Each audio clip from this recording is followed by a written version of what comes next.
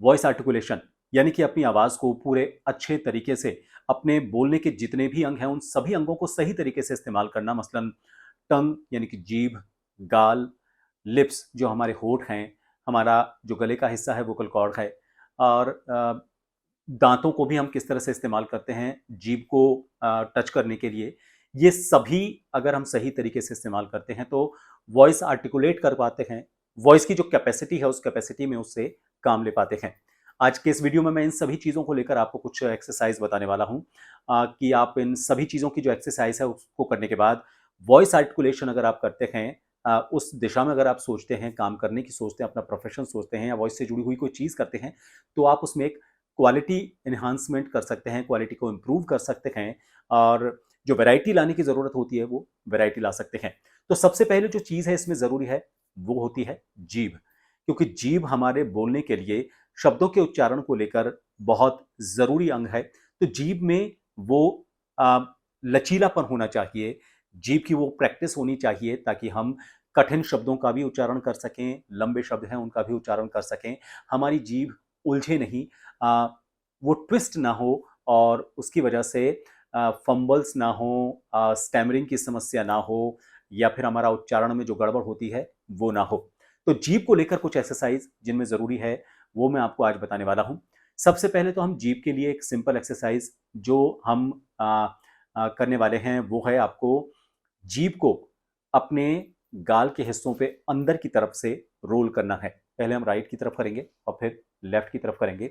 आपको अंदर ही अंदर उसको रोल करना है। जीभ का जो अगला हिस्सा है ये, इससे हमको एंटी क्लॉकवाइज और क्लॉकवाइज दोनों तरह से रोल करना है, 5 बार ऐसे, 5 बार ऐसे, और फिर दूसरी तरफ। कैसे?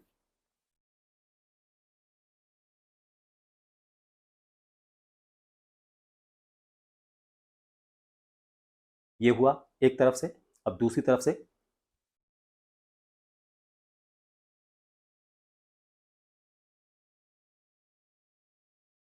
दूसरा जो तरीका आपको करना है, आपको आप शब्दों का उच्चारण साफ करने के लिए जीभ को बाहर निकालना है, अपने होठों से उसे दबाना है और आपको बोलने की प्रैक्टिस करनी है। जैसे मैं अभी जो बिल्कुल सिंपल तरीके से बोल रहा हूँ, अगली जो आपको प्रैक्टिस करनी है उसमें आपको करना ये है, अब आपको बोलने की प्रैक्टिस करनी है। इससे ये होगा कि जो हमारी जो पीछे से कई बार जीभ हमारी खींच नहीं पाती है, और अ, उसकी मसल्स को देखिए, जब भी हम जीभ को इस्तेमाल करते हैं तो उसकी मसल्स उसको बोलने के लिए आगे पीछे और ऊपर नीचे मूव करती है, लेकिन जब हम उसको होल्ड कर लेते हैं, जब उसके मूवमेंट को रोक लेते हैं किसी भी तरह से आउटर फोर्स से, तो मसल्स उसकी ज़्यादा ताकत लगाती हैं ताकि अ, जैसा वो मूवमेंट चाहे वैसा मूवमेंट करे। जब आप बोलने के लिए अ, जीभ को फ्री छोड़ देते हैं तो जीभ पूरे मुंह में अपने तरीके से बोलने के लिए, शब्दों का उच्चारण करने के लिए हिलती है, लेकिन जब आप इसको दोनों होठों से बाहर निकालकर होल्ड कर देते हैं तो मसल्स जोर लगाती हैं। उन मसल्स को जोर लगाना, यही हम इस प्रैक्टिस में करना चाहते हैं, ताकि उन मसल्स पर जब जोर लगेगा तो वो और ज़्यादा मजबूत होंगी। जैसे हम हाथ को अगर सिंपल यूं ऊपर नीचे करेंगे तो हमारी मसल्स बिल्डअप नहीं होंगी, लेकिन जब हम हाथ में वेट लेते हैं यानी कि हम हाथ को ऊपर आने से रोकते हैं, तो फिर हमको जोर लगाना पड़ता है, तो उन मसल्स पर जोर पड़ता है और फिर हमारी मसल्स की एक्सरसाइज होती है। ठीक उसी तरह जीभ के साथ भी करना होता है। अगली एक्सरसाइज में आपको जो मैंने पहले ही भी एक बार आपको बताया है, जीभ को आपको, जो जीभ का अगला हिस्सा है, टॉप जो टो है उसका, उससे आपको पहले नाक को टच करना है, फिर उसके बाद ये जो चिन वाला हिस्सा है इसको टच करना है। ज़रूरी नहीं है टच हो, लेकिन आपको पूरा जीभ को इतना स्ट्रेच करना है कि आप नाक छूने की कोशिश करें और फिर नीचे की तरफ आप इसको छूने की कोशिश करें।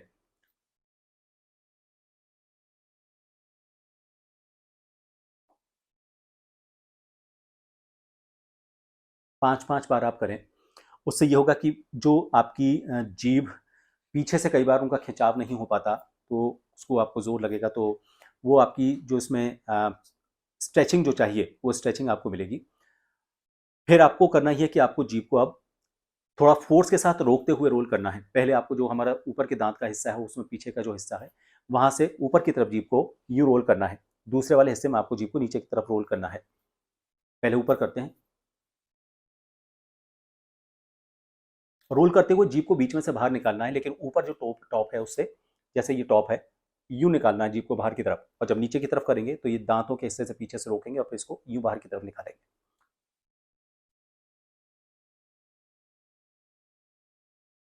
5-5 बार करें।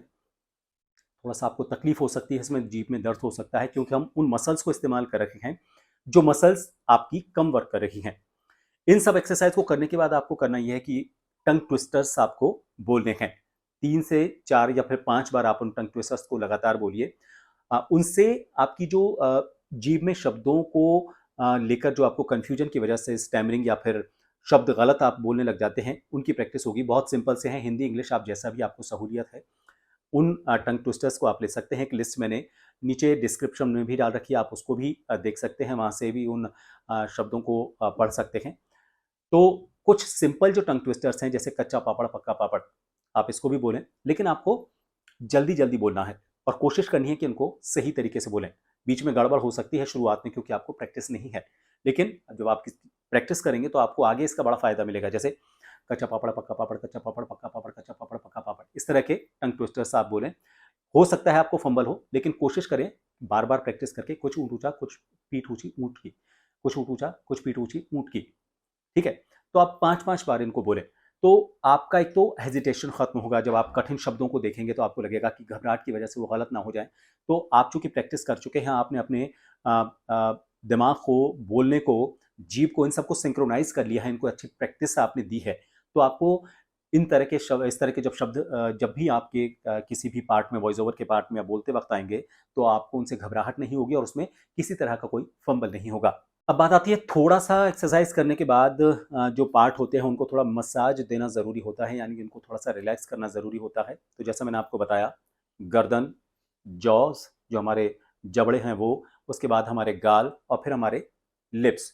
ये चीज़ें ऐसी हैं जिनको आपको थोड़ा-सा मसाज करना ज़रूरी है और इनको मसाज करने के लिए सबसे पहले हम शुरुआत करेंगे गर्दन से। इसके लिए आपको सिंपल, जो हम कई बार सुबह-सुबह एक्सरसाइज़ करते हैं, आपको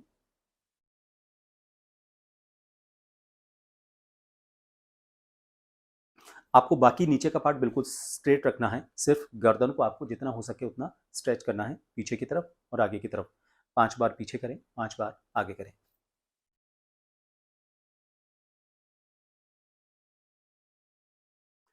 इसके बाद आपको दोनों तरफ देखना है, लेकिन इसके साथ आपको एक काम और करना है। आपको ये पूरा खिंचाव आपको यहाँ पर हो और पूरी मसाज हो, इसके लिए आपको इसके साथ हाथ को भी इस्तेमाल करना है। जैसे आपने मान लीजिए राइट की तरफ देखा, तो आपको हाथ को न्यू रोल करना है ताकि यहाँ पर खिंचाव हो। इसी तरह से दूसरी तरफ।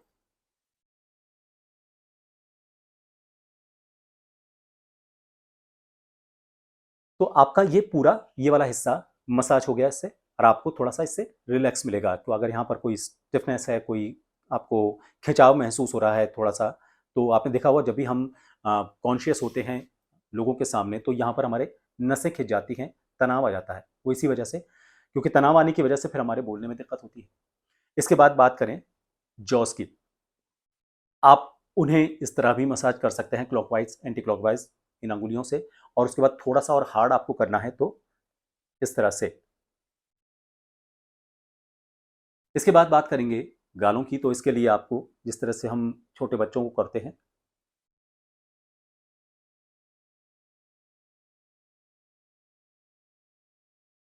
फिर होठों को भी इस तरह से।